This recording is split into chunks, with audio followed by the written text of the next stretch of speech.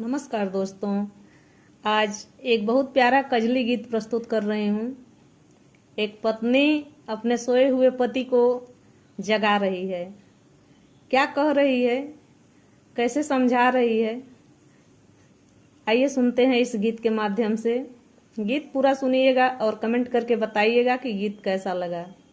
अगर मेरा गीत अच्छा लगे तो मेरे गीत को अधिक से अधिक लाइक कीजिएगा, शेयर कीजिएगा और प्लीज़ मेरे चैनल को सब्सक्राइब जरूर कीजिएगा। दोस्तों, आप लोग गीत पूरा सुनिएगा,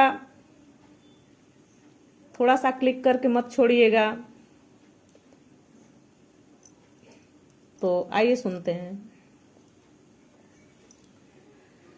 भोर भइल मोर छोड़ दी कलाई, पिया जन करी बेहाई पियाना। भोर भइल मोर छोड़ दी कलाई, पिया मत करी बेहाई पियाना। पैया लागो मैं तोहार सैया मन बतिया हमार, पैया लागो मैं तोहार सैया मन बतिया हमार। नहीं त जगवा में होई हसाई, पिया मत करी बेहाई पियाना। नहीं त जगवा में होई हसाई, पिया मत करी बेहाई पियाना।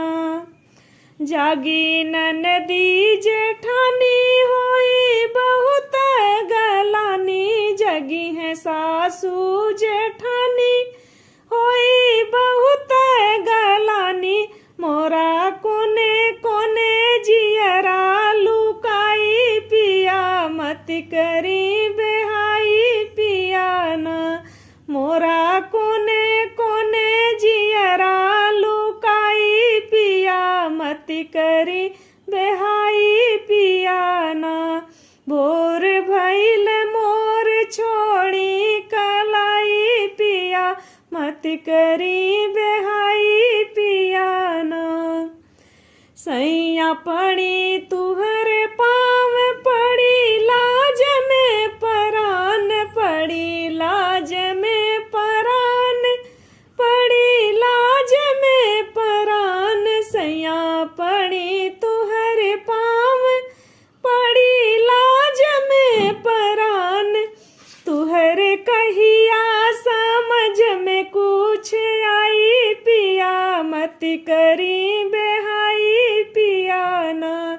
तुहरे कहिया समझ में कुछ आई, पिया मत कर